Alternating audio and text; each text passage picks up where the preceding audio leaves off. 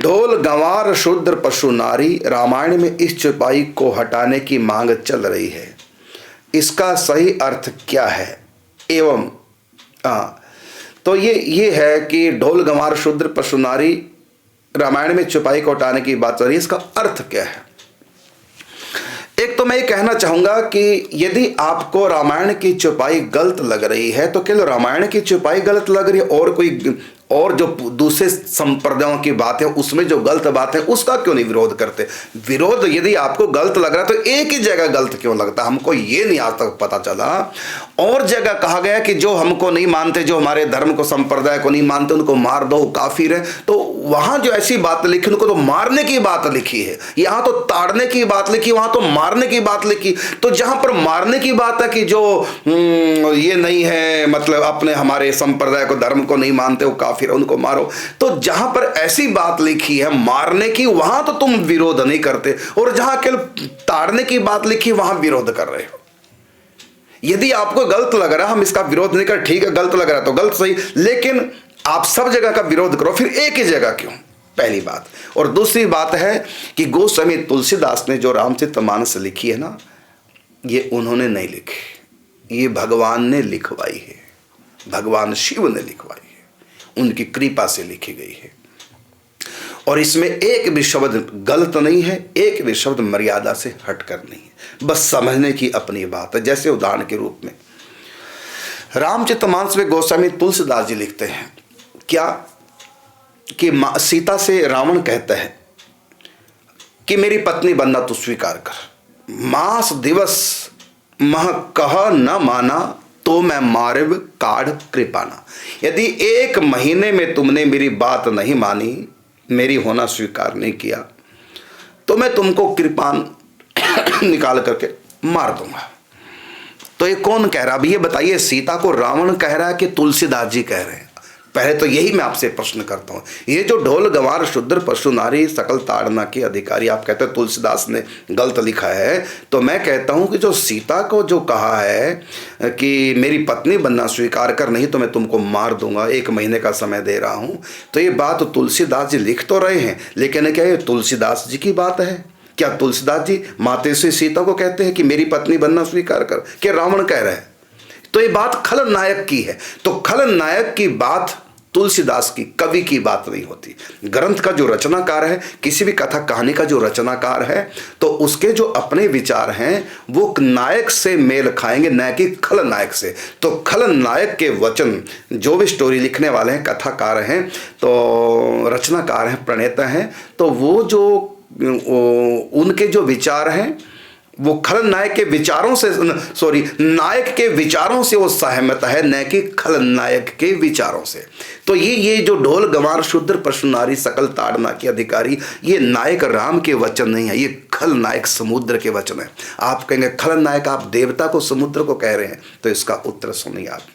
वहां स्वयं राम जी कहते हैं, वहां लिखा हुआ है कि विनय न मानत जलधि जड़, गए 3 दिन बीत, बोले राम सकोप तब भय बिना होई न पीत। उसके ऊपर तो राम भी क्रोध कर रहे हैं, समुद्र के ऊपर राम क्रोध कर रहे हैं। और विनय न मानत जलधि जड़, जड़ कहा, जड़ मूर्ख को कहते हैं, जड़ बुद्धि, और निर्जीव को भी जड़ कहते हैं। तो विनय न मानत जलधि जड़, राम उसको गाली दे रहे हैं, उनको जड़ कह रहे हैं, और राम जी साथ में उनको मारने के लिए कह रहे हैं। विनय न मानत जलधि जड़, गए 3 दिन बीत, बोले राम सकोप तब भय भी न होए ना पीत।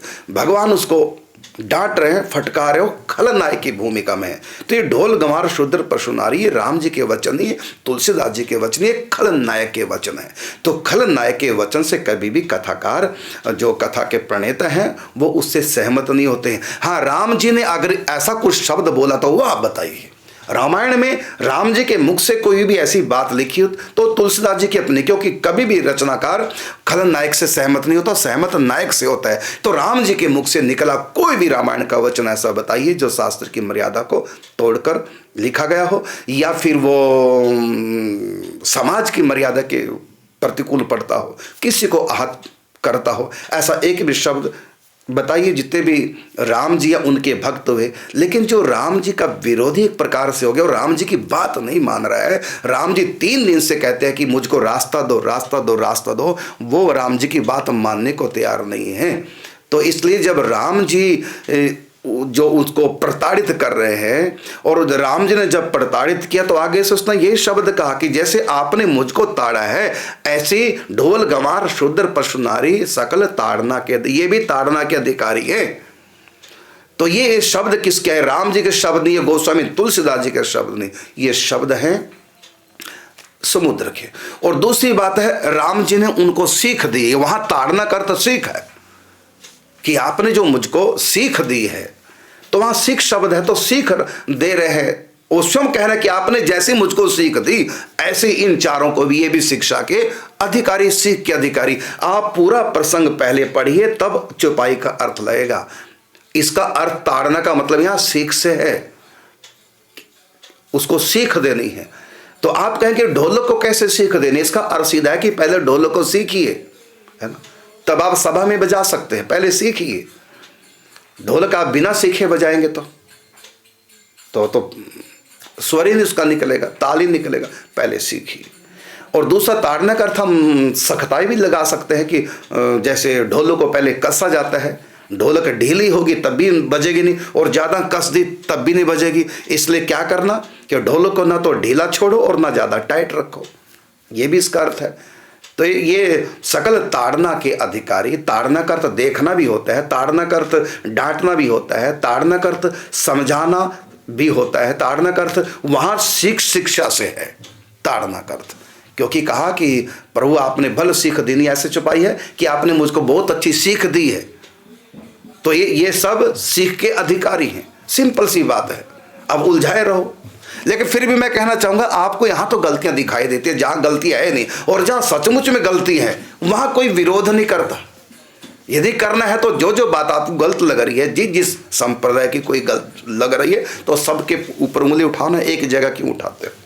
ये आपके प्रश्न का उत्तर है। तो ये तुलसीदास जी का विचार नहीं, खलनायक का विचार है। उससे तुलसीदास जी और हम कोई भी सहमत नहीं, न राम जी सहमत।